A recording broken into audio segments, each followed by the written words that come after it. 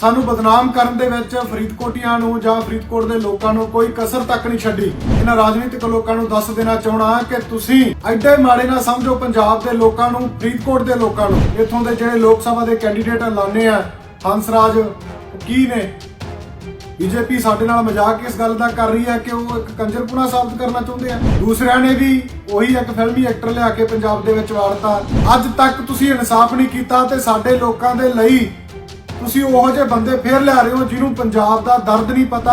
ਇਹੀ ਕਹਿਣਾ ਚਾਹਣਾ ਪੰਜਾਬ ਦੇ ਤੇ ਫਰੀਦਕੋਟ ਦੇ ਲੋਕਾਂ ਨੂੰ ਕਿ ਇਹਨਾਂ ਨੂੰ ਸਬਕ ਸਿਖਾਉਣਾ ਪੈਣਾ। ਇਸ ਸਰਕਾਰ ਦੇ ਵਿੱਚ ਜੇ ਅੰਕੜਿਆਂ ਦੀ ਗੱਲ ਕਰੀਏ, 2.5 ਸਾਲਾਂ ਦੇ ਵਿੱਚ 80 ਤੋਂ 85 ਮੁਕਾਬਲੇ ਨੌਜਵਾਨਾਂ ਦੇ ਬਣਾਏ ਗਏ ਆ ਪੂਰੇ ਪੰਜਾਬ ਦੇ ਵਿੱਚ।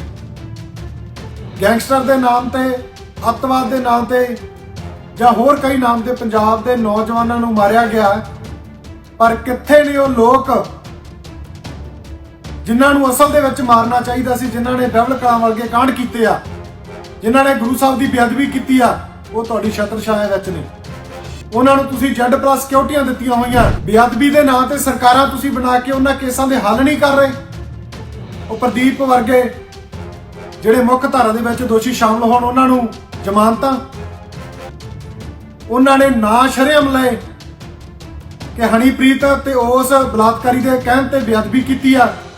ਉਹਨਾਂ ਨੂੰ ਤਾਂ ਕੀ ਵਾਰੰਟ ਤੇ ਲਿਆਉਣਾ ਸੀ? ਉਹਨਾਂ ਦੇ ਉੱਤੇ ਤਾਂ ਕੀ ਕਾਰਵਾਈਆਂ ਹੋਣੀਆਂ ਸੀ? ਉਲਟਾ ਉਹਨੂੰ ਜ਼ਮਾਨਤ ਦਿੱਤੀ ਗਈ। 4 ਦਿਨ ਪਹਿਲਾਂ ਸਜ਼ਾ ਸੁਣਾਈ ਗਈ ਆ। 12 ਸਾਲ ਦੀ ਕੈਦ ਜਿਹੜੀ ਸੁਣਾਈ ਗਈ ਆ ਉਹ ਇਸ ਗੱਲ ਦੇ ਵਿੱਚ ਕਿ ਉਹਨਾਂ ਨੇ ਸੋਚਿਆ ਸੀ ਕਿ ਬੇਅਦਬੀ ਕਰਨ ਵਾਲੇ ਨੂੰ ਸੋਧਾ ਲਾਉਣਗੇ ਤੇ ਜਿਹੜੇ ਬੇਅਦਬੀਆਂ ਕਰਨ ਵਾਲੇ ਉਹਨਾਂ ਨੂੰ ਤੁਸੀਂ Z+ ਸਿਕਿਉਰਟੀਆਂ, ਉਹਨਾਂ ਨੂੰ ਤੁਸੀਂ ਸਿਕਿਉਰਟੀਆਂ, ਉਹਨਾਂ ਨੂੰ ਤੁਸੀਂ ਗਨਮੈਨ।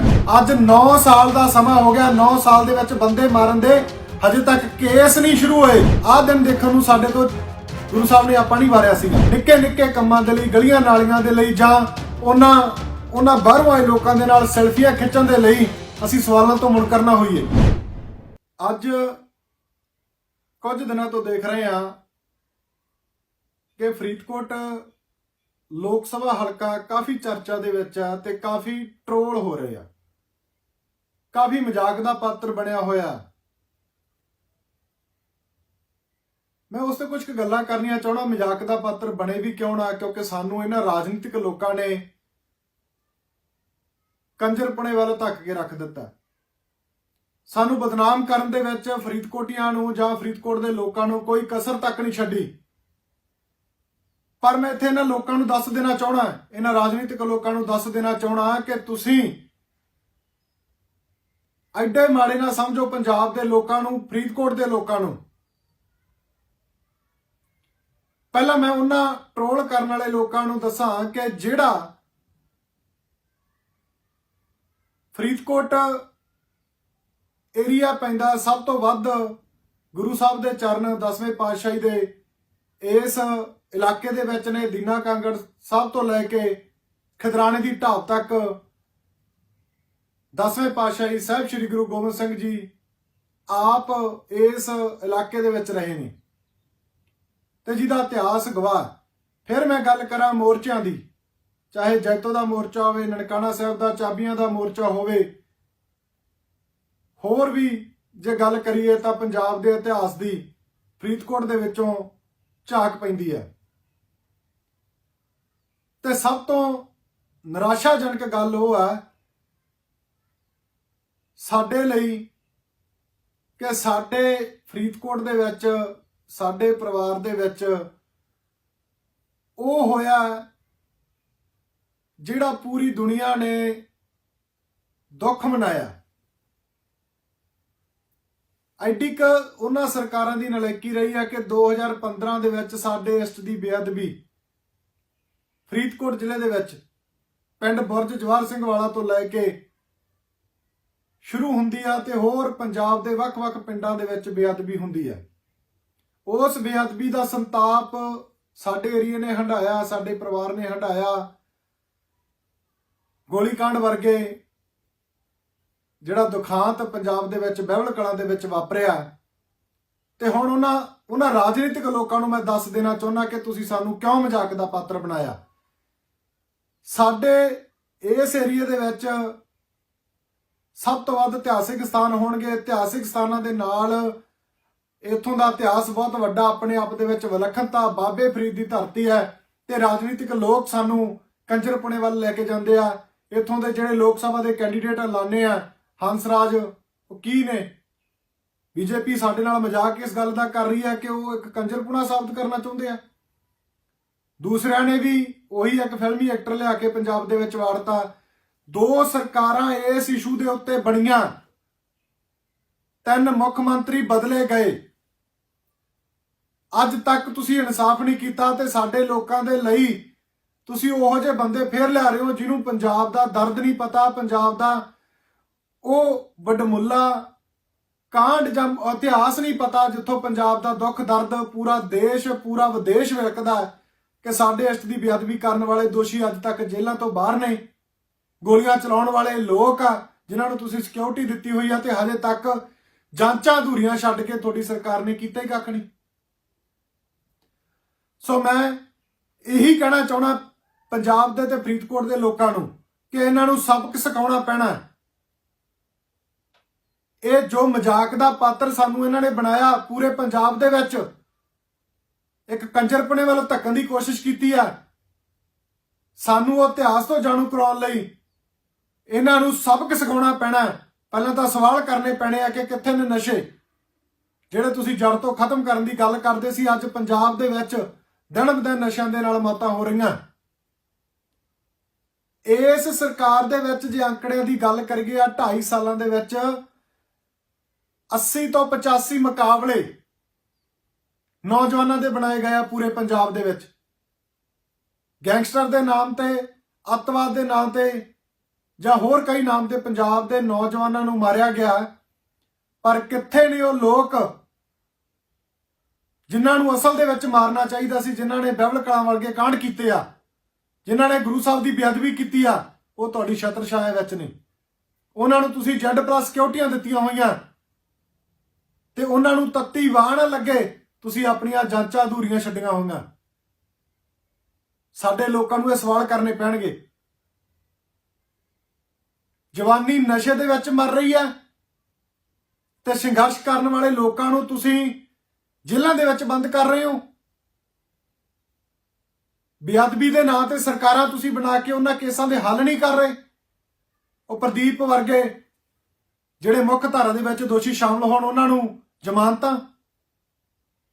ਉਹਨਾਂ ਨੇ ਨਾ ਸ਼ਰੇਆਮ ਲਏ ਕਿ ਹਨੀਪ੍ਰੀਤ ਤੇ ਉਸ ਬਲਾਤਕਾਰੀ ਦੇ ਕਹਿਣ ਤੇ ਬੇਅਦਬੀ ਕੀਤੀ ਆ। ਉਹਨਾਂ ਨੂੰ ਤਾਂ ਕੀ ਵਾਰੰਟ ਤੇ ਲਿਆਉਣਾ ਸੀ, ਉਹਨਾਂ ਦੇ ਉੱਤੇ ਤਾਂ ਕੀ ਕਾਰਵਾਈਆਂ ਹੋਣੀਆਂ ਸੀ, ਉਲਟਾ ਉਹਨੂੰ ਜ਼ਮਾਨਤ ਦਿੱਤੀ ਗਈ ਆ। ਤੇ ਦੂਸਰੇ ਪਾਸੇ ਅਦਾਲਤ ਦੇ ਵਿੱਚੋਂ ਇੱਕ ਨੌਜਵਾਨਾਂ ਨੂੰ 4 ਦਿਨ ਪਹਿਲਾਂ ਸਜ਼ਾ ਸੁਣਾਈ ਗਈ ਆ। 12 ਸਾਲ ਦੀ ਕੈਦ ਜਿਹੜੀ ਸੁਣਾਈ ਗਈ ਆ, ਉਹ ਇਸ ਗੱਲ ਦੇ ਵਿੱਚ ਕਿ ਉਹਨਾਂ ਨੇ ਸੋਚਿਆ ਸੀ ਕਿ ਬੇਅਦਬੀ ਕਰਨ ਵਾਲੇ ਨੂੰ ਸੋਧਾ ਲਾਉਣਗੇ ਤੇ ਜਿਹੜੇ ਬੇਅਦਬੀਆਂ ਕਰਨ ਵਾਲੇ ਉਹਨਾਂ ਨੂੰ ਤੁਸੀਂ Z+ ਸਿਕਿਉਰਟੀਆਂ, ਉਹਨਾਂ ਨੂੰ ਤੁਸੀਂ ਸਿਕਿਉਰਟੀਆਂ, ਉਹਨਾਂ ਨੂੰ ਤੁਸੀਂ ਗਨਮੈਨ। ਸੋ ਪੰਜਾਬ ਦੇ ਲੋਕੋ, ਖਾਸ ਕਰਕੇ ਮੈਂ ਆਪਣੇ ਇਸ ਏਰੀਆ ਦੇ ਸਾਰੇ ਲੋਕਾਂ ਨੂੰ ਬੇਨਤੀ ਕਰਦਾ ਕਿ ਇਹਨਾਂ ਲੋਕਾਂ ਨੂੰ ਸਵਾਲ ਕਰੋ, ਚਾਹੇ ਕੇਂਦਰ ਦੀ ਹੈ, ਕਿਉਂਕਿ ਉਹ ਕੇਂਦਰ ਦੀ ਏਜੰਸੀ ਸੀ CBI ਜਿਹਨੇ ਬਲਾਤਕਾਰੀ ਨੂੰ ਕਲੀਨ ਚਿੱਟ ਦਿੱਤੀ ਸੀ। ਤੇ ਅੱਜ ਉਹਨਾਂ ਦੇ ਕੈਂਡੀਡੇਟ ਇੱਥੇ ਆ ਕੇ ਬੜੇ ਟਿੰਗੇ ਮਾਰ ਰਹੇ ਆ ਕਿ ਅਸੀਂ ਬਹੁਤ ਕੁਝ ਕਰ ਦਿਆਂਗੇ, ਸਾਨੂੰ ਗੁਰੂ ਸਾਹਿਬ ਨੇ ਭੇਜਿਆ, ਸਾਨੂੰ ਇਦਾਂ ਕੀਤਾ। ਸੋ ਇਹਨਾਂ ਲੋਕਾਂ ਨੂੰ ਲਗਾਮ ਦੇਣੀ ਪੈਣੀ ਆ, ਇਹਨਾਂ ਤੇ ਕਾਰਵਾਈਆਂ ਕਰਨੀਆਂ ਪੈਣੀਆਂ। ਇਹਨਾਂ ਨੂੰ ਦੱਸਣਾ ਪੈਣਾਗਾ ਵੋਟ ਅਧਿਕਾਰ ਦੇ ਨਾਲ ਕਿ ਅਸੀਂ ਤੁਹਾਨੂੰ ਸਿਰੇ ਤੋਂ ਨਕਾਰਦੇ ਹਾਂ। ਇਹਨਾਂ ਨੂੰ ਸਵਾਲ ਕਰਨੇ ਪੈਣੇ ਆ। ਆਮ ਆਦਮੀ ਪਾਰਟੀ ਦੀ ਸਰਕਾਰ ਨੂੰ 2.5 ਮਹੀਨੇ ਦਾ ਸਮਾਂ ਹੋ ਗਿਆ। ਕੀ ਅੱਜ ਤੱਕ ਉਹਨਾਂ ਦੋਸ਼ੀਆਂ ਤੇ ਕਾਰਵਾਈਆਂ ਹੋਈਆਂ ਜਿਨ੍ਹਾਂ ਨੂੰ ਲੈ ਕੇ ਤੁਹਾਡੀ ਸਰਕਾਰ ਆਈ ਸੀ? ਸੋ ਇਹਨਾਂ ਦਾ ਪਿੰਡ ਪੱਧਰ ਤੇ ਦੇਖੋ, ਸਰਕਾਰਾਂ ਜਾਂ ਬੰਦੇ ਸਦੀਵੀ ਨਹੀਂ ਰਹਿੰਦੇ। ਗੁਰੂ ਸਾਹਿਬ ਦੀ ਛਤਰ ਛਾਇਆ ਤੇ ਗੁਰੂ ਸਾਹਿਬ ਦੇ ਸਦਕਾ ਮਨੁੱਖ ਨੇ ਜਿਉਂਦੇ ਰਹਿਣਾ। ਜਦੋਂ ਸਾਡੇ ਤੇ ਥੋੜੀ ਜਿਹੀ ਭੀੜ ਪੈਂਦੀ ਹੈ, ਅਸੀਂ ਮੁੱਖ ਮੰਤਰੀ ਦੇ ਗੇਟ ਤੇ ਨਹੀਂ ਜਾਂਦੇ, ਜਾਂ ਸਾਨੂੰ MLA ਦਾ ਘਰ ਨੇੜੇ ਨਹੀਂ ਹੁੰਦਾ, ਜਾਂ MP ਦਾ ਘਰ ਨੇੜੇ ਨਹੀਂ ਹੁੰਦਾ। ਸਾਡੇ ਨੇੜੇ ਇਕੱਲਾ ਗੁਰੂ ਘਰ ਹੁੰਦਾ, ਜਿੱਥੇ ਸਾਡੇ ਗੁਰੂ ਸਵਾਇਮਾਨ ਨੇ। ਸ਼ਸ਼ੋਭਤ ਨੇ। ਅਸੀਂ ਉੱਥੇ ਜਾ ਕੇ ਅਰਦਾਸ ਬੇਨਤੀ ਕਰਦੇ ਹਾਂ, ਨੱਕ ਰਗੜਦੇ ਹਾਂ, ਸਾਡੀ ਅਰਦਾਸ ਕਬੂਲ ਹੁੰਦੀ ਆ, ਗੁਰੂ ਸਾਹਿਬ ਸਾਡੀ ਅਰਦਾਸ ਸੁਣਦੇ ਨੇ, ਸਾਡੇ ਕਾਰਜ ਹੁੰਦੇ ਨੇ। ਪਰ ਇਹ ਲੋਕਾਂ ਨੇ 2.5 ਸਾਲ ਦਾ ਸਮਾਂ ਇੱਥੇ ਖਰਾਬ ਕੀਤਾ, 5 ਸਾਲ ਪਹਿਲਾਂ ਨੇ ਖਰਾਬ ਕੀਤੇ। ਅੱਜ 9 ਸਾਲ ਦਾ ਸਮਾਂ ਹੋ ਗਿਆ। 9 ਸਾਲ ਦੇ ਵਿੱਚ ਬੰਦੇ ਮਾਰਨ ਦੇ ਹਜੇ ਤੱਕ ਕੇਸ ਨਹੀਂ ਸ਼ੁਰੂ ਹੋਏ। ਉਹਨਾਂ ਲੋਕਾਂ ਨੂੰ ਸਜ਼ਾਵਾਂ ਤਾਂ ਬਹੁਤ ਦੂਰ ਦੀ ਗੱਲ ਹੈ। ਸੋ ਪੂਰੇ ਪੰਜਾਬ ਵਾਸੀਆਂ ਨੂੰ ਹੱਥ ਬੰਨ੍ਹ ਕੇ ਬੇਨਤੀ ਹੈ ਕਿ ਇਹਨਾਂ ਲੋਕਾਂ ਨੂੰ ਸਵਾਲ ਕਰੋ, ਉਹਨਾਂ ਦੇ ਜਵਾਬ ਮੰਗੋ, ਨਹੀਂ ਇਹਨਾਂ ਨੂੰ ਸਿਰੇ ਤੋਂ ਨਕਾਰੋ, ਨਹੀਂ ਇਹਨਾਂ ਨੂੰ ਸਿਰੇ ਤੋਂ ਨਕਾਰੋ। ਕਿਉਂਕਿ ਜਿਸ ਦਿਨ ਗੁਰੂ ਸਾਹਿਬ ਨੇ ਤੁਹਾਡੇ ਤੋਂ ਇਸ ਕੁਕਰਮਾ ਕਰਕੇ ਹੱਥ ਚੱਕ ਲਿਆ ਤੇ ਆਪਣੀ ਕੌਮ ਤੱਕ ਕੀ ਆਪਣਾ ਵਜੂਦ ਨਹੀਂ ਰਹਿਣਾ। ਆਹ ਦਿਨ ਦੇਖਣ ਨੂੰ ਸਾਡੇ ਤੋਂ ਗੁਰੂ ਸਾਹਿਬ ਨੇ ਆਪਾਂ ਨਹੀਂ ਵਾਰਿਆ ਸੀਗਾ। ਉਹਨਾਂ ਨੇ ਕਿਹਾ ਸੀ 4 ਮੂਏ ਤੋਂ ਕਿਆ ਹੋਇਆ, ਜੀਵਤ ਕਈ ਹਜ਼ਾਰ। ਸੋ ਉਸ ਫਲਸਫੇ ਤੇ ਚੱਲੀਏ। ਆਪਣੇ ਨਿੱਜੀ ਸਵਾਰਥਾਂ ਦੇ ਲਈ ਆਪਣੇ ਸਿਧਾਂਤ ਨਾ ਮਾਰੀਏ। ਆਪਣੇ ਨਿੱਕੇ ਨਿੱਕੇ ਕੰਮਾਂ ਦੇ ਲਈ, ਗਲੀਆਂ ਨਾਲੀਆਂ ਦੇ ਲਈ, ਜਾਂ ਉਹਨਾਂ ਬਾਹਰੋਂ ਆਏ ਲੋਕਾਂ ਦੇ ਨਾਲ ਸੈਲਫੀਆਂ ਖਿੱਚਣ ਦੇ ਲਈ ਅਸੀਂ ਸਵਾਲਾਂ ਤੋਂ ਮੁਨਕਰ ਨਾ ਹੋਈਏ। ਸੋ ਇੰਨੀਆਂ ਕੁ ਬੇਨਤੀਆਂ ਪ੍ਰਵਾਨ ਕਰਨੀਆਂ। ਅਸੀਂ ਮਜ਼ਾਕ ਦੇ ਪਾਤਰ ਨਹੀਂ ਆ। ਅਸੀਂ ਉਸ ਇਤਿਹਾਸਕ ਧਰਤੀ ਦੇ ਵਾਰਸ ਹਾਂ। ਅਸੀਂ ਗੁਰੂਆਂ ਪੀਰਾਂ ਦੇ ਵਾਰਸ ਹਾਂ। ਸਾਡੇ ਇਸ ਧਰਤੀ ਨੇ ਵੱਡੇ ਵੱਡੇ ਯੋਧਿਆਂ ਨੂੰ ਜਨਮ ਦਿੱਤਾ। 20ਵੀਂ ਸਦੀ ਦੇ ਮਹਾਨ ਸੰਤ ਗਿਆਨੀ ਜਰਨੈਲ ਸਿੰਘ ਜੀ ਖਾਲਸਾ ਪਿੰਡਰਾਂ ਵਾਲੇ ਵੀ ਇਸ ਧਰਤੀ ਤੋਂ ਨੇ। ਤਾਂ ਤੁਸੀਂ ਸਾਨੂੰ ਮਜ਼ਾਕ ਦੇ ਪਾਤਰ ਬਣਾ ਰੱਖਿਆ। ਸੋ ਆਓ ਇਹਨਾਂ ਲੋਕਾਂ ਨੂੰ ਸਵਾਲ ਕਰੀਏ। ਇਹਨਾਂ ਦੇ ਚੁਟਕਲੇ ਤੇ ਹੱਸਣ ਦੀ ਬਜਾਏ ਸਾਡੇ ਮੁੱਦਿਆਂ ਤੇ, ਸਾਡੇ ਦਰਦ ਤੇ ਇਹਨਾਂ ਨੂੰ ਸਵਾਲ ਕਰੀਏ। ਵਾਹਿਗੁਰੂ ਜੀ ਕਾ ਖਾਲਸਾ, ਵਾਹਿਗੁਰੂ ਜੀ ਕੀ ਫਤਿਹ।